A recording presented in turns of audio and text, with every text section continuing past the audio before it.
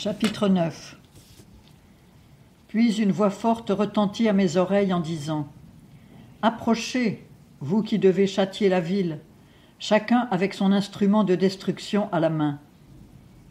Et voici venir 6 hommes par le chemin de la porte supérieure qui regarde le nord, chacun son instrument de destruction à la main. Au milieu d'eux était un homme vêtu de lin, portant une écritoire à sa ceinture. Et ils entrèrent et se tinrent près de l'autel d'airain. Alors la gloire du Dieu d'Israël s'éleva de dessus le chérubin sur lequel elle était, et se dirigea vers le seuil de la maison. Elle appela l'homme vêtu de lin, qui portait une écritoire à sa ceinture. Et l'Éternel lui dit : Traverse la ville, Jérusalem, et fais une marque sur le front des hommes qui gémissent et qui soupirent à cause de toutes les abominations qui se commettent dans son sein.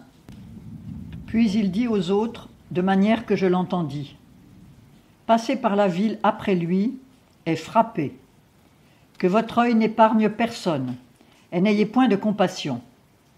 Vieillards, jeunes gens, vierges, enfants et femmes, tuez-les tous jusqu'à extermination. Mais n'approchez pas de quiconque portera la marque, et commencez par mon sanctuaire. Ils commencèrent donc par les anciens qui étaient devant la maison. Et il leur dit : Profanez la maison et remplissez les parvis de gens tués. Sortez. Alors ils sortirent et frappèrent dans toute la ville. Or, comme ils frappaient et que je restais encore, je tombais sur ma face et m'écriais : Ah, Seigneur, Éternel, veux-tu détruire tout le reste d'Israël en répandant ta fureur sur Jérusalem ? Et il me dit : L'iniquité de la maison d'Israël et de Juda est grande au-delà de toute mesure. Le pays est rempli de meurtres et la ville pleine d'injustice. Car ils disent : L'Éternel a abandonné le pays. L'Éternel ne voit rien.